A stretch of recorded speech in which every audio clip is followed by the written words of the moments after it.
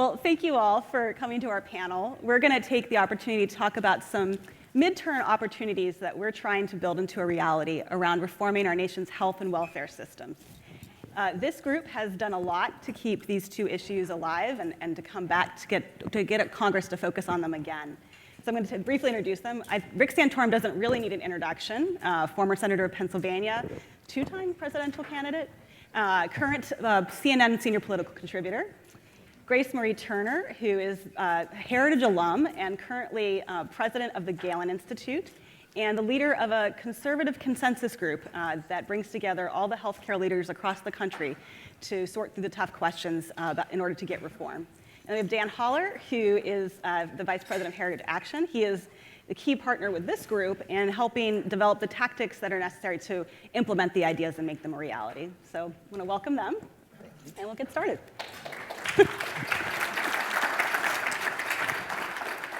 All right, so healthcare.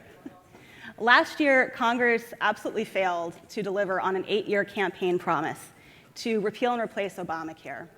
And now we see costs are still going up, choices are still going down, and this really affects small business employees and the self-employed. So at a time where we're still continuing to see problems under Obamacare, we see some Republicans in Congress, some members, wanting to bail out the program with fresh infusions of tax dollars rather than dealing with the underlying problems. This group is doing so much to make sure that they focus on the real problems. So I'm going to ask Senator Santorum to kick us off. What should we think about this situation, and where are we going to go? Well, first, thank you, Maria, and thank you all for inviting me to be here. This is a pretty remarkable occurrence that I'm experiencing in Washington, D.C. We have a complete lack of leadership on the issue of health care. That's not the remarkable part, that's the normal part. They had a 8-year campaign promise, and they had no bill that had any kind of vetting or consensus. And when Donald Trump won the election, they were caught with their pants down, candidly, and they didn't know what to do. They scrambled to try to find something that could pass the House. Long story short, they didn't know what to do. They failed, and the American public and the conservative base saw them for what they were, which is a bunch of folks who went out there and campaigned, never thinking that they actually had to come through with their campaign promise. That's the reality.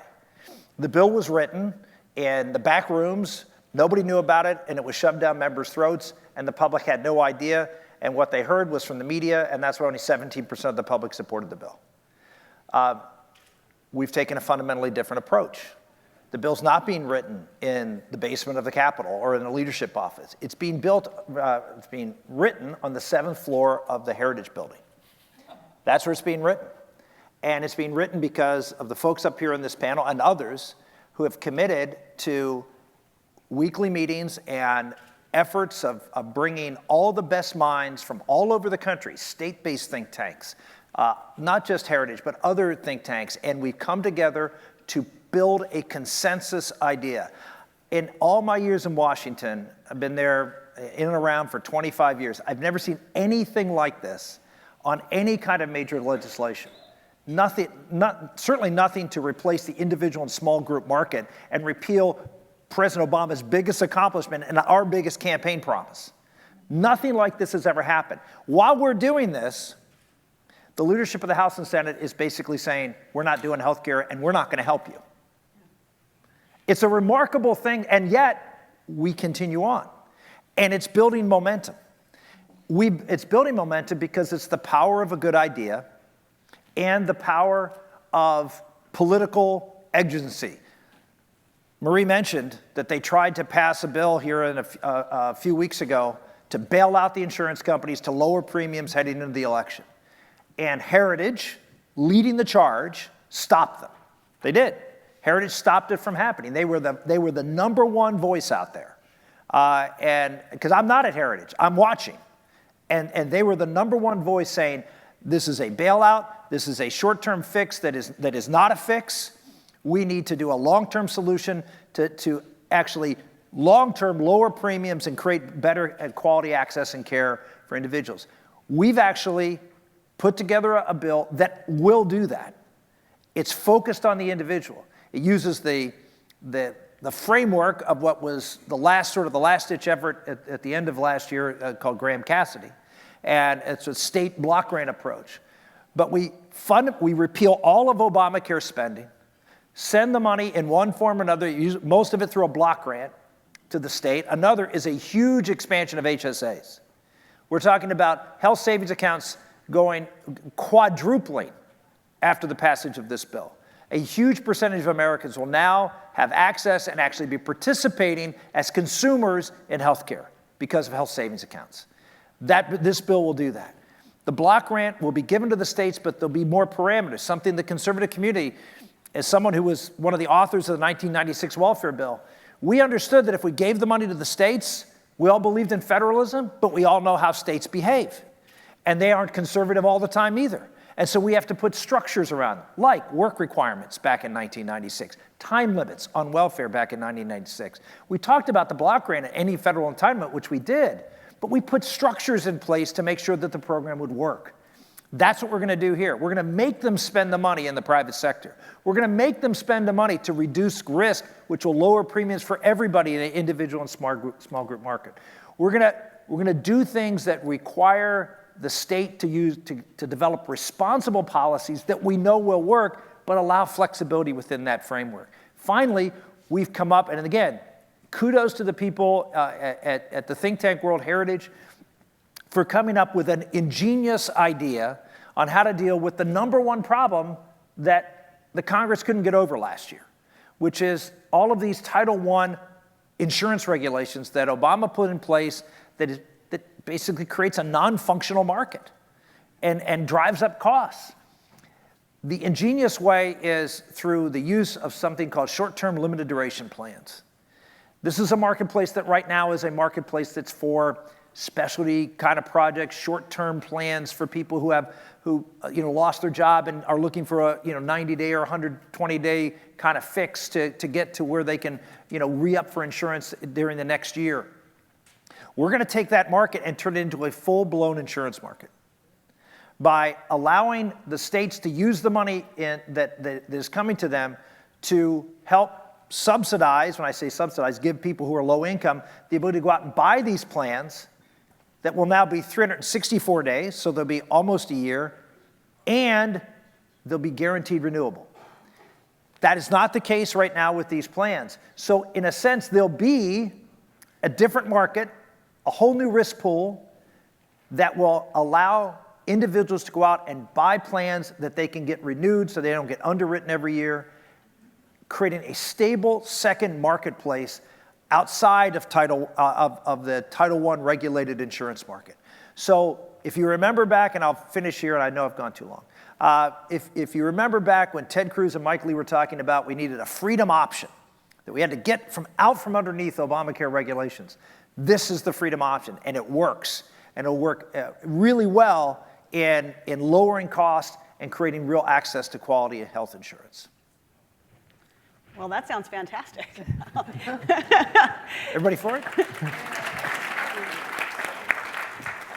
Grace, where you've put so much time and energy into helping this become a reality, help us think a bit about where we might go after Senator Santorum's remarks. Well, first of all, none of this would be happening without the leadership of Heritage and Heritage Action and Senator Santorum, who can go to the Senate and talk one-on-one with these senators so that we can get feedback, they can find out about what we're doing and what we're offering, and the whole process has just been so positive, and it really has pulled in. I now have about 100 people on the weekly invitation list to this lunch, and people join by phone, they join in person when they can, to participate in this effort because they feel they finally have power in making some decisions about what this legislation is going to be. And just to emphasize the importance of this is the only hope to repeal and replace Obamacare. There is no other option out there. And if Republicans were to lose either house of Congress, Obamacare is going to be here for good, as far as the eye can see. And so this is why we believe it's so important and why we are really devoting virtually all of our time to this project. The federal government has shown it is completely out of its element in trying to manage something as complex as the health insurance market. So what this does is recognize the proper role of each level in doing health reform. Citizens, giving them choice in a free and competitive marketplace. States, giving them the authority to provide more options for citizens and to make sure, if they're buying an insurance product, that it's real insurance. And the federal government basically distributing money, which is about the only thing that it's capable of competently doing in the domestic policy field. And as Marie has said, there really are three goals for this plan. Improve choices and lower costs. Costs are always the key thing that people talk about when they talk about needing health reform. Giving more resources and flexibilities to the states to be able to deliver on those choices, and then putting up guardrails, as the senator said, to make sure the states don't create a single payer system with this money or put everybody on Medicaid, but to actually give people more choices in the marketplace. So just a few things about what the plan would do. It has to use a significant part of the money to stabilize the market. One of the reasons that health insurance is so expensive is that people are basically getting into the insurance market, so-called insurance, when they need expensive care. And then they get out when they don't need it. And what we'll find is that the market right now for individual and small group insurance is basically older, sicker people. And it's not a real insurance market. We've got to attract people back into that market. And the way you do that is by doing what states had been doing for decades, create high-risk pools, reinsurance programs, ways of separately subsidizing those people who have high costs and high risks so that they don't drive up premiums for everybody else and drive people out of the market, which is what's happened. We also want to make sure that people with lower incomes have assistance in purchasing coverage. One of the things that killed the reform efforts last year was CBO's numbers that 22 million people are going to lose health insurance if these Republican plans were to pass. Not because the Republican plans weren't generous enough, but CBO said because the individual mandate would be eliminated, that people would just drop insurance. People would drop out of Medicaid. They'd drop their employer insurance simply because there was no individual mandate. Well, guess what? There's no individual mandate now, so CBO's numbers are going to be very different. But we still need to make sure that safety net is there for the about 20 million people who've gotten coverage through Obamacare. One of the important things in this plan that's been accepted, as we understand, by the Senate, we're making recommendations, the senators are deciding whether or not to accept them, is that if you're eligible for any publicly supported policy or plan, let's say your state enrolls you in a Medicaid managed care program, you can take the value of that subsidy and buy any plan you want. If you have a plan that's offered by your employer but you can't afford it, you can use the money to be able to do that. You can use the money to buy one of these short-term limited duration plans, which are completely free of Obamacare rules and regulations. That's really the freedom option, and the freedom option that's supported to allow people who couldn't otherwise exercise it the resources to be able to do that. Importantly also, all of this money is going to be run through the state children's health insurance program, which has automatic life protections through the Hyde Amendment. So we're working closely with the pro-life community to make sure that federal money does not go to fund abortion. The senator talked about the Hsa enhancements, and also I think it's important to realize because Republicans control the administration, there also are other things that are being done to complement these efforts by the Congress.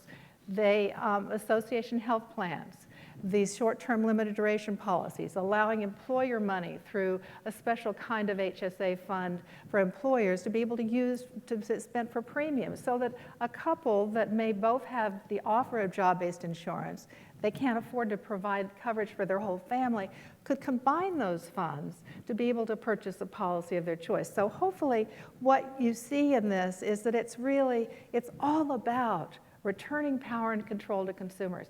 This does not solve all the problems in our healthcare system, but it's a crucially important start to redirect those money away from entitlements, in perpetuity for individuals to these refundable tax credits, to block grants to the states, to be able to use this money to help heal their small group and individual markets that have been so decimated by Obamacare.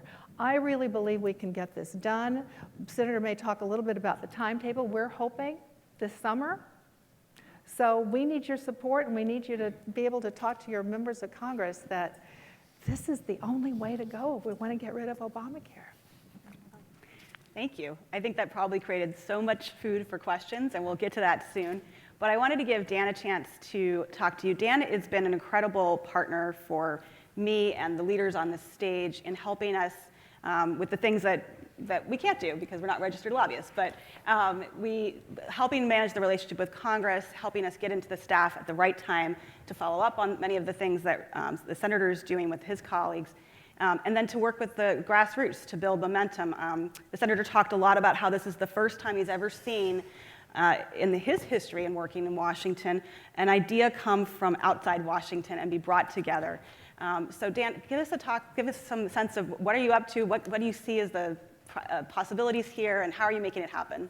Yeah, it's a little bit weird to sit up here after Republicans have failed on repeal and replace to say, we have a plan to repeal and replace Obamacare. And I know that some of you have said, well, we've heard that a lot over the past 8 years, right? This is fundamentally different, and the senator touched on it sort of at the outset of his remarks, but I don't think anybody truly appreciated how planless the Republican Party was heading into the 2016 election. They had their better way. Nobody knew what was in that. The members didn't know what they were being asked to vote on. They didn't know what they were campaigning on. All they knew is that repealing Obamacare polled well and got their base excited. That was literally the extent of it. Even when the Republicans were voting on the House floor last year, people would ask them, what are you voting on? They had no idea. They could not begin to explain in any sort of coherent fashion what it did. What you just heard from the senator and Grace Marie, that's something that you can explain in a coherent fashion. It makes sense. And that is one of the biggest differences between what's going on now and what happened then, is that there's a coherent plan, but there's also a plan, which is a really good place to start. And the thing that I think is also, and I'll admit to being guilty of this as well, throughout the whole repeal and replace debate, people would say, well, where is your plan? There were dozens of plans. Everybody had a plan. And I think a lot of us assumed we will have a president who wins the nomination, who wins the presidency. The party will rally around that person's plan. The president didn't necessarily have a plan that he preferred, right? He left that to Congress, and we just covered that Paul Ryan's plan wasn't a plan. So we've come a long way since then, and I think in some ways that failure was absolutely necessary for the Republican Party. They had to learn that hard lesson. Had they not failed in such spectacular fashion, they would not have opened their minds to a product that is really, as the senator says, from the outside in and the bottom up. That's the only way that they are willing to take counsel and advice and guidance and serious legislative recommendations from people on the outside, because they failed. And now it is our job to create the political imperative for them to come back to this and act. So there's obviously a policy imperative, right? We've covered sort of premiums going up, the impact that has, the lack of access and care. All of that stuff is true. Obamacare is failing. We all know this, right? There's a policy imperative to act. And while we think that should be good enough for members of Congress who come here to do good policy, we also know that's not the case. So there's also a political imperative to act. And that is sort of what we're trying to build, is create that same sense of urgency that Republicans in Congress had to get tax reform done, for them to revisit this issue of Obamacare and repealing and replacing it. This looks a lot of different ways. It is amazing, though, how receptive, and the senator will hopefully speak to this too, how receptive a lot of senators and House members are to an idea, right? They're desperate for something. So this group is providing that intellectual leadership, that policy leadership, but it also needs to come from the outside. The conservative base, everybody who came up through the Tea Party movement got excited that there was a party advocating for small government, limited government principles, really returning power back to individuals and states. Those folks have not been represented too well throughout this healthcare debate, but they are now. They are finally feeling a sense of excitement that was not there during the first round of repeal and replace efforts. And I want to give you just a little anecdote of what this looks like with Heritage Action's Sentinel program. We had earlier this week, we had some of our top activists in Tennessee who have built relationships with Lamar Alexander's staff, not just sort of a district staffer, although that's important, not just sort of the person who answers the phones in the DC office, that's important, but one of his top healthcare staffers. So we have conservative activists who look to heritage and conservative movement for policy guidance, building that relationship with Senator Alexander's healthcare staff. That person, along with some of our regional staff, coordinated a phone call this week with some of our best activists in South Carolina, Lindsey Graham is, ended up with folks from Georgia and Florida on the line as well, trying to figure out how do we get people understanding what this plan is, how do we build up excitement around it, and then how do we convince the senators that they actually need to do this? How do we convince them that the conservative base is going to be there for them in a real way? Because the conservative base wasn't with them last time, and for all the right reasons. The conservative base shouldn't have been with them. But there's that distinct change. There's a sense of optimism that has really begun to change with conservatives and the people we work with on a day-to-day basis outside of Washington, D.C., that something is possible. That renewed hope, that renewed enthusiasm, if we can get that from the outside and that bubbles up, we can create the pressure on Congress to act. So there's a huge element of policy development, and the consensus group has been doing an incredible job of that. There's a point of sort of internal lobbying, and Heritage Action's government relations team and Senator Santorum have been doing a lot of that. And then you combine that with the outside enthusiasm, getting people excited about this idea. You combine all of that, and we sort of catch lightning in a bottle. We can actually make this happen. Nobody's saying it's easy. Senator Santorum's exactly right. Anytime you try to bring this up to the congressional leadership, they just go like this, and they don't want to hear anything about it. But it's our job to force it on them. And I think, as the days and weeks have gone by, there is more and more excitement and a bigger appetite in Washington, D.C., and certainly outside of Washington, D.C. to make that happen. Yeah. One of the things that I really appreciate about the leaders on this stage, following up on Dan's point, nobody wanted to talk about health care for the last 6 months while this team has really been digging into the question. And so often in Washington, after a colossal failure, you see things devolve into a blame game. And I worked in business for the last 6 years before I came to Heritage to work on this project. And I really wanted to create a forum and an environment where people could learn from the failures and grow and come back stronger. And the fact that this group has been so pivotal in providing leadership in this area has been just a real privilege to work with. I know you probably have lots of questions on healthcare. We promised a little bit of a foreshadowing on welfare, so we'll tell you about that too. It's another thing we're working on. Ask about my names? What's that? The names of the bill? Oh, yes. Maybe at the end? When we Okay. get into questions? Okay. So on welfare, this is another large priority for the president, for Speaker Ryan, and then for the Heritage Foundation, because we know that the government is spending over $1 trillion a year on about 80 programs, and they're not getting much for that money. You have a lot of people who can work who aren't working, so they lose the dignity of a job, and the taxpayer loses a sense of reciprocal belonging with we're giving just handouts. We also know that marriage is way down in people communities that receive welfare. And a lot of that has to do with if an unmarried couple decides to get married, the government's response to that is to take about $6,000, $7,000 away just for putting a ring on someone's finger. That doesn't make sense when we know marriage is a huge pathway out of poverty and stable families. We also know that nobody really knows what's going on with all this government spending. So Heritage has put together a plan to deal with these challenges. I'm going to ask Senator Santorum to just talk to us a bit, since he was the author of the last time the country successfully took up this challenge with welfare reform, and share a bit about why this matters. Well, we did welfare reform in 1996. We did one program. We did AFDC, if you remember that. Aid to Families with Dependent Children. We got rid of that program, which was an open-ended entitlement. Anybody who qualified under the law would get coverage. Ended that program and put in a block grant. This is really important because it also deals with the healthcare issue, and conservatives have to understand this. Yes, we took the money and we put it in a block grant, and we shipped it out to the states, but we actually spent more money. So understand, because people were saying, well, we're going to cut healthcare costs, we need to get rid of welfare, and we needed to cut welfare back, and we need to do all those things, but we didn't do it. And now part of it was because we had a Democratic president, and he wanted to spend more money. But part of it was we were willing to spend more money initially in order to get good policy that would drive down costs over time. And so we put a block grant in place. We spent more money than the year before. Does anybody want to guess how many times that block grant has been increased since we put it in place in 1996? Never. Never. We spend the same on welfare on the TANF block grant today as we did 22 years ago. Anybody want to say another program that's done that? Why? Because when we put it in place, we put in conservative reforms that drove down costs in the program and actually drove down the number of people in the program. After the first 4 years, because of the work requirements, because of time limits, because of paternity establishment, things dealing with marriage, we actually saw welfare rolls cut by 50%. So now states are saying, we got all this money and half the people to spend it on. And that's been the case. Even though work requirements have eroded, and that's true, there's still less people on welfare today than there was 22 years ago. So reforms matter. Money is driven by the reforms. Don't get fixated on money. Worry about the reforms. Policy drives money. Mm-hmm. And that's what we need to think about in healthcare, but also with any kind of welfare reform. Don't worry about the money now.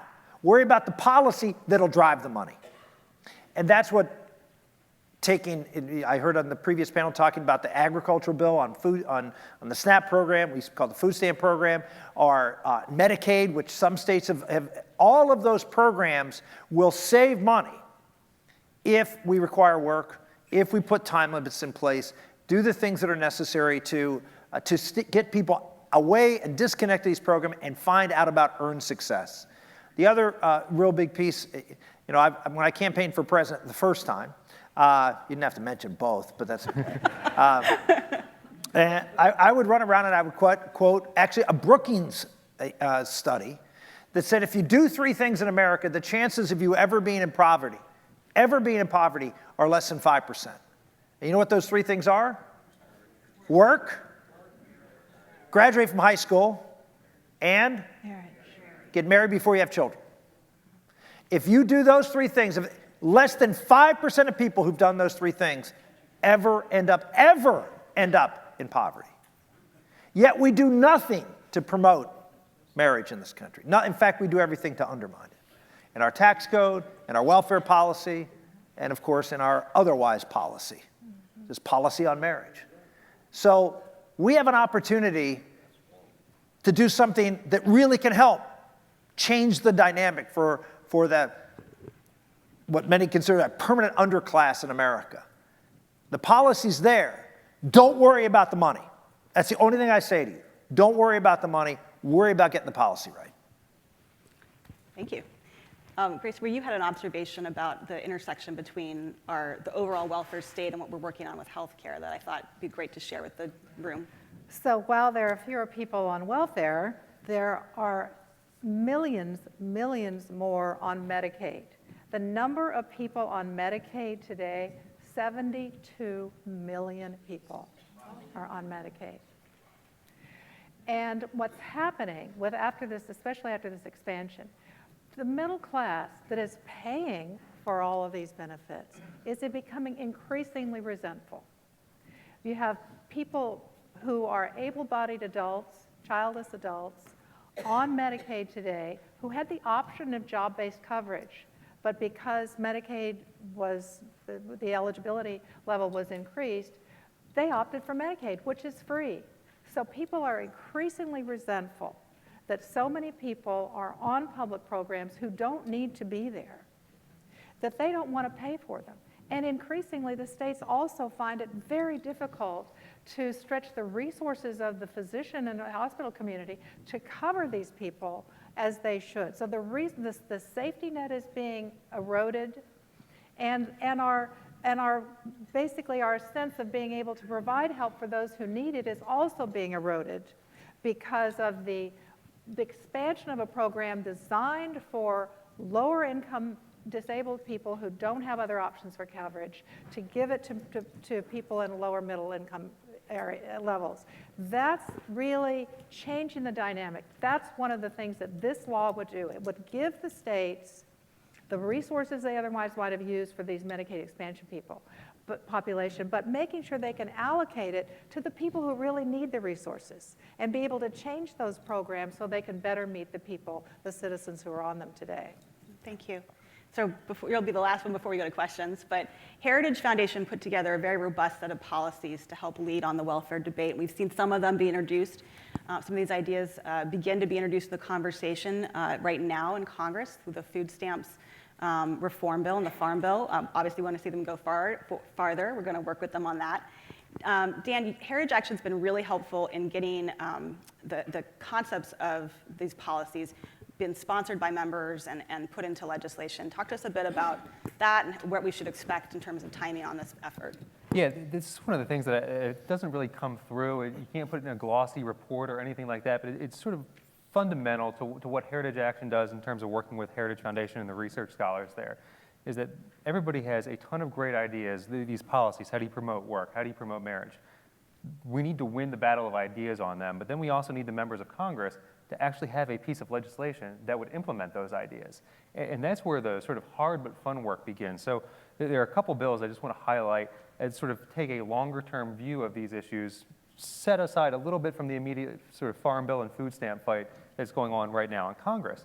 But there are ideas from out the Heritage Foundation, sort of how do you accomplish this? One is a bill by Garrett Graves of Louisiana. This is focused solely on food stamp work requirements, but it is, if Heritage Foundation were crafting the work requirements, the nature of the work requirements, the incentive structure, what counts as work and training, et cetera, that's what this bill does. We got that introduced last year. We have nearly 100 co-sponsors in the House on it. It is the baseline. So when we go in and talk with the Speaker's office about the current Farm Bill debate, we're saying, you know what we want, it's over here. And 100 people in your Republican conference support that. That's the baseline. That's what people have already signed on to. So it acts as not only getting that idea out there where people can see it tangibly from a legislative context, but it acts as an anchor to the current debate. We also have things that are much broader. There's a bill by Mike Lee and Jim Jordan that covers a series of welfare programs. It's extraordinarily aggressive. It is one of those sort of, how do you build up over 5+ years to get there? But it tackles housing and food stamps, et cetera, gets at the issue of marriage and work and all of those programs. That is the type of long-term exciting building of future policy development that you all help us do. Not a lot of organizations have the ability to go out and plan that long-term, but we're fortunate to be able to do it. And there's even more in the works that people don't even see that isn't even there yet. We have a incredible piece coming out on the earned income tax credit, which very skewed away from marriage, horrible incentives, awful fraud within that program. We've been going through, just to give you some idea of how long this takes to get a bill right, even something that seems fairly straightforward. This is a bill 15 months in drafting, something along those lines. I joined 6 months ago. and we're not finished yet, but that's the type of stuff that once we get it there, that will be sort of a massive change and wake-up call for people in the House Ways and Means Committee to say, how are we going to take this issue seriously, because we have a very serious proposal in front of us. That's the fun stuff. That's the exciting stuff. Hopefully it gives you a little bit of a picture into how that work begins to develop into something sort of full-fledged like we were talking about on healthcare.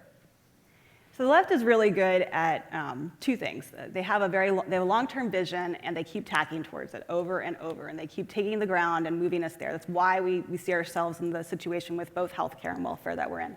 So what you've heard today is we have the long-term vision that we're tacking towards. Dan is right. Heritage is the only organization in Heritage Action that in town that does policy that has the ability to look beyond the current moment and to help steer us to the next debate and lay the groundwork for that while people are focused on whatever shiny object has to be dealt with right now. And then on the healthcare side, this is the plan they've been talking about is so pivotal because it's putting in place the down payment to fundamentally shift the strategic landscape for our health system to something where we can start really talking about, it's going to help consumers in the near term, it's going to get the government out of healthcare to a large extent, and it's going to put a down payment in place so we can keep going. So that's why these are so important stories to share, and we wanted to talk to you about them. And I feel there are probably questions in the room. So Grace Marie wanted to start off questions by asking you a question, and we'll let her start. So one of the things that the left has been better able to do than we have is sort of come up with those terms that help to sell their policy. So we would like to have you be the focus group in helping to name this bill. So I have 5 options. I'm going to read them to you, and then maybe you can just raise hands about which ones you think seem most appealing. So one of the things that the left focused on was affordability. Well, how did they do with that? Terribly. But it's still the number 1 issue. So I've got 3 with the word afford in it. Care you can afford, making care affordable, making your care affordable. So those are 3 with afford. Then 2. Put the word health in there, your health care. Making your health care affordable? Good. Then I have health care for you, or My Care Act.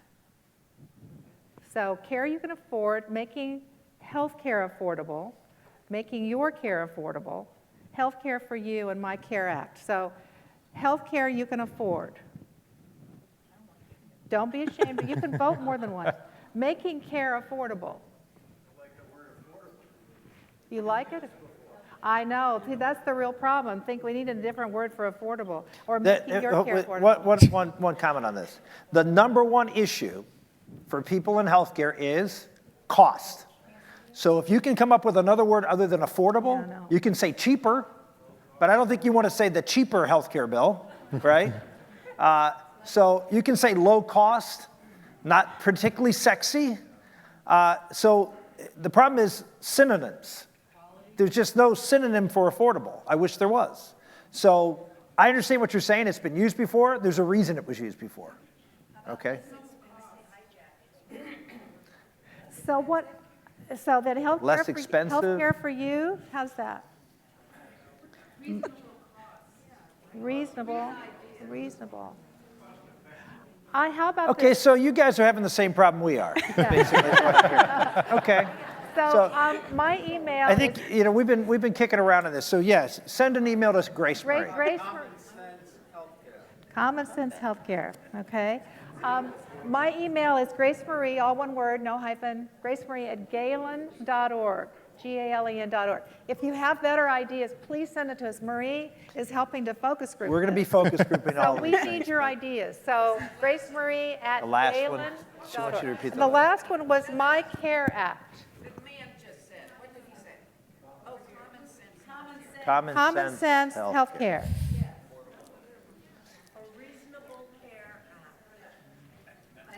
Okay, so number 1, you want the name to communicate a message that connects with what people are concerned about. Okay, so just think about that, and you want it to be somewhat easy to remember and not complicated. And what it does. Right. So we love your ideas. So give us your ideas. So, still a work in progress. Read the list one more time. Oh, read the list again. Okay. Common Sense Healthcare, Reasonable Healthcare, My Care Act, Healthcare for You, Making Your Care Affordable, Making Healthcare Affordable, Care You Can Afford. Or the real Affordable Care Act. Well, so we're Eh? well, wow, a lot of energy here. I'm going to start taking questions. If you have a bill name, tell us. If not, GraceMarie@galen.org. Right. We'll definitely be interested in your ideas. Yes, ma'am. Yeah, you in the green.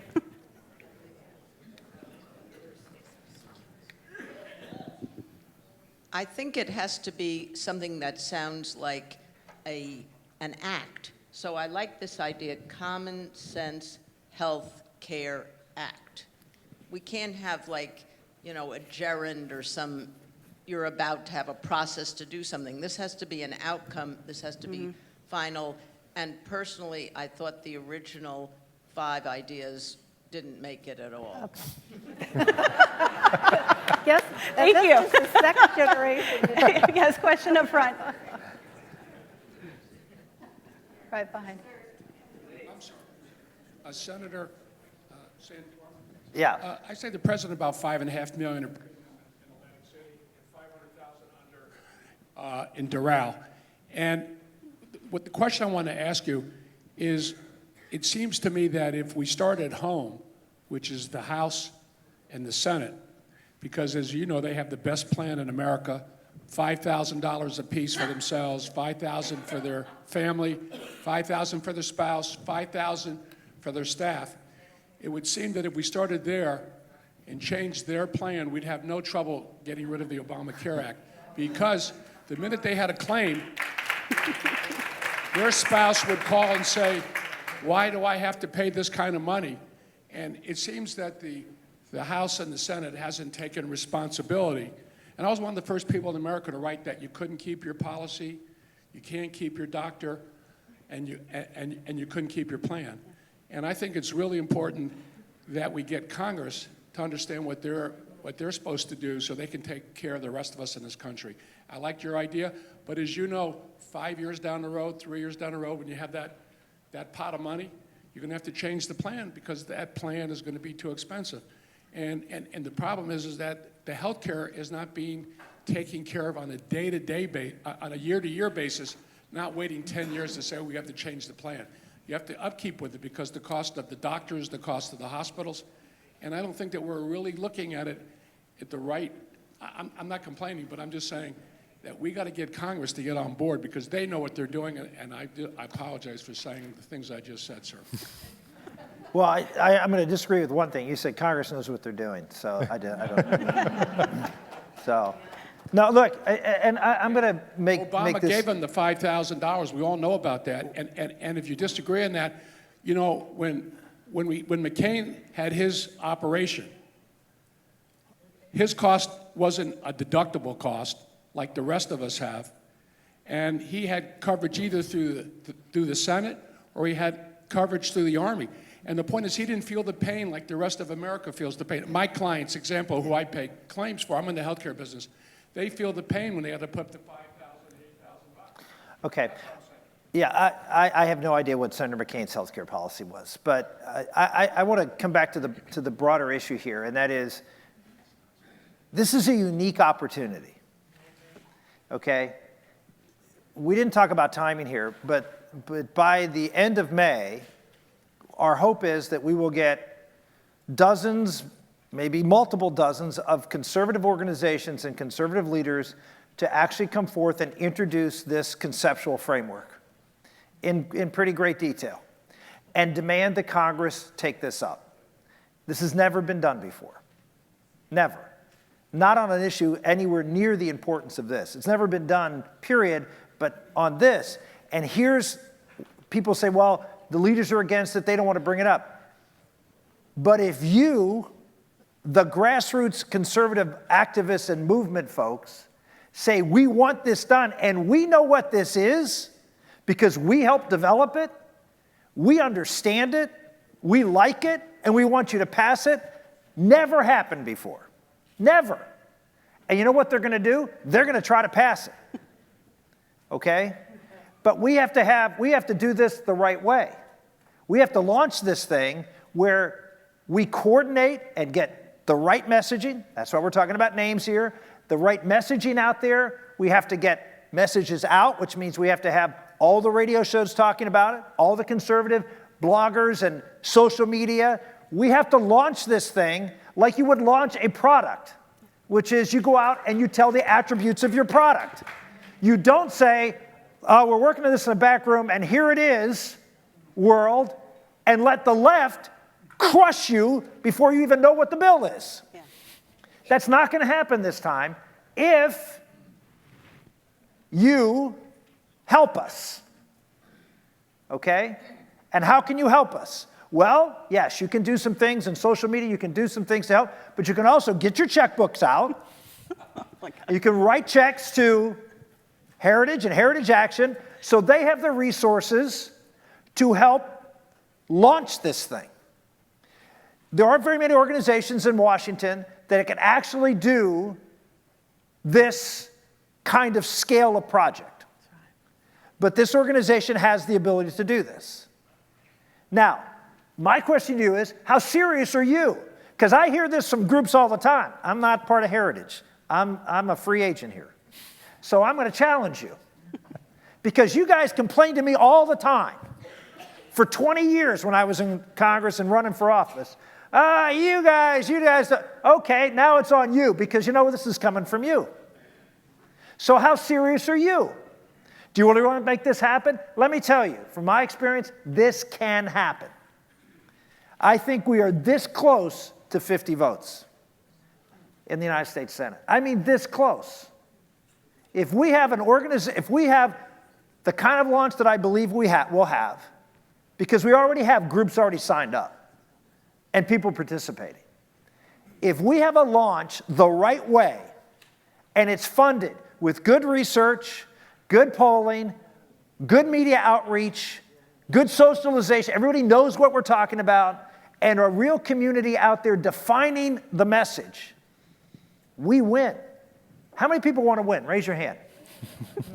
How many people want to win till you're sick of winning? Okay?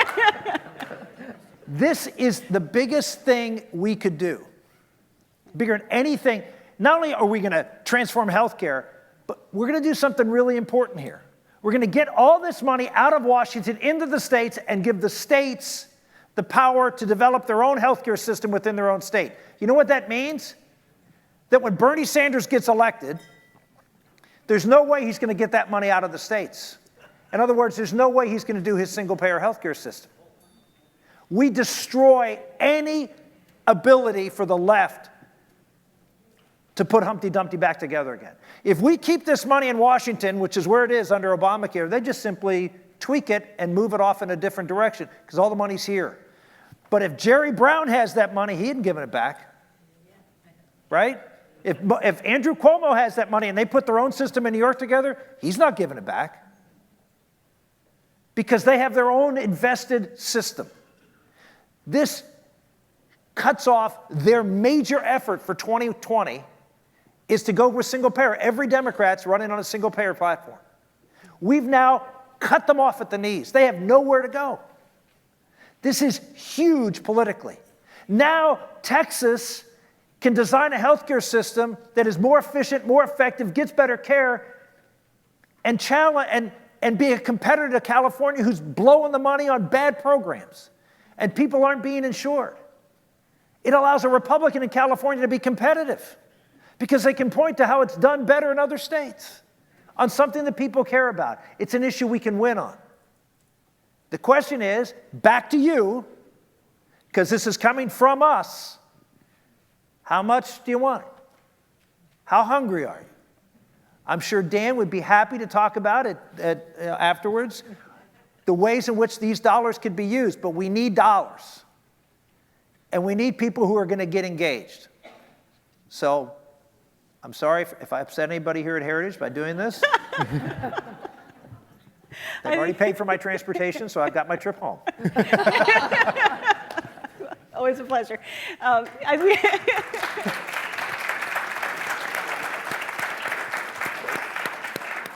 We have a couple questions. Go ahead, please. I think your affordable thing also carries baggage. So the affordable health care is a bad word. I would substitute quality. Quality health care for all Americans, or something away from the affordable word, which I think has so much baggage that it never pass. Thank you. Thank you. Next question. Up front, we got this, please. Hi. We have an interesting healthcare idea circulating in New Jersey, of all places, and I wonder what you think about it. There are doctors and dentists who volunteer at free clinics or open their offices one day a week to uncompensated care patients. These are wonderful professionals. They say they can get more of their colleagues to do this, but for one thing, Tax. if the federal or state government would pick up their would indemnify them for malpractice because they can't get insurance coverage for that. Well, there is an idea out there. Any traction? There is an idea out there that we're actually looking at, which would provide, which we would give a tax benefit for doctors who so they can get some sort of tax credit or tax deduction for providing uncompensated care. So that's another idea that's being floated out there by AMAC. You're familiar with AMAC? That's what they're pushing. One of the leaders in New Jersey is the Zerapath Clinic with Anita and John Echt. You know, 2 physicians who donate their time through a church-based clinic. There's so much of that kind of civil society work going on under the radar, and it just needs a little bit of support. So yes, I think it's really a That's a wonderful great idea for proposal, yeah. and really being able to provide them malpractice protection. They're happy to give their time for free. They can actually practice medicine instead of filling out forms. They're happy to do that. Yeah, and one of the beauties of this plan is that you wouldn't have to come to Washington to talk about that plan. You could talk to the people who can make a decision more quickly. I got this sign that there's 2 more questions. So if you're really excited, stand up. Thank you. 2 quick questions. One, my experience in corporate America says about 75% of healthcare costs actually come from about 5 conditions or diseases, which mainly are people not necessarily acting in their own best interest for healthcare. What in your plan incentivizes folks to, in fact, do the right thing in terms of exercise, weight reduction, so on and so forth? Secondly, your healthcare plan, if I'm not mistaken, Affordable Health Care Act also expanded Medicaid. I'm not sure if your plan deals with that. And to the extent it does, you had states that expanded it and other states that didn't. And how do you deal with those 2 different states on the rollout, which is going to be politically difficult? This bill eliminates all Obamacare spending. So all the tax credits are go, all the Medicaid expansion dollars are gone. Everything, cost share reduction payments, everything else. All that money is ended in January of 2021 because you have to give states time to put their own system in place. So you can't put the block grant in immediately. So we allow states, then we give the money to the states, and they can use it as a block grant. You're right. States like California get a lot more money because they did expand Medicaid, and states like Alabama don't. Florida didn't expand Medicaid. Wisconsin, not many others. So what do? Well, we created a formula that tries to hold the states that did expand Medicaid. I won't say harmless, but under the formula that we're looking at right now, of the 50 states, only 11 over the course of the 7 years, because the first 3 years, again, the block grant kicks in later, lose less than 10% of the money that they would have gotten under the existing law. Every other state gets more, okay? And that's why I said, don't worry about the money. And most states, and by the way, over a 10-year period of time, the states will come to even on a per capita basis. So we allow states like Alabama to grow. They'll get more money because the block grant goes up over time. But states like California don't. They're sort of frozen. And the other states then catch up over a period of time. We did that with welfare reform. In welfare reform, we had states like California, New York that spent an enormous amount of money on welfare, and then other states that were very tough on welfare. And so over time, we normalized it, and I think it was 22 years, because we just didn't want to. I can tell you, having been a senator, you cannot vote for a bill where your state's losing money, even if you're a Republican, okay? They're not going to do it, particularly if the money's going to another state. I mean, it's just death. So we've got to take into account, we have some senators from states like Pennsylvania and House members from California and New York, and we've got to take them into consideration. So we phase it in over a 10-year period of time. We limit the amount of growth that Alabama and Mississippi and some of the other states to 20% a year, so they can only grow by 20%. But again, these states have nothing right now. So they're getting a slew of money to be able to deal with this problem, just not as much as the ones that are dealing with it more robustly now. And to your second part about behavior, the beauty of this is that the federal government's not involved. The states will begin to see that they need to incentivize better, healthier behavior, and they'll have new resources to do that. And I hear from so many state legislators who have great ideas, but they feel so constrained right now by the federal government. So it'll free the states to do the right thing for their citizens. And of course, to the extent there's federal dollars involved, there is a large expansion of health savings accounts, which really give people both the ability to save for their health care and the awareness of the trade-offs they have to make while having the protection of insurance. So we're standing between you and your lunch. So if there is a question that this room absolutely has to have answered in order to get this plan, please raise your hand and we will answer it quickly for you. You look very insistent.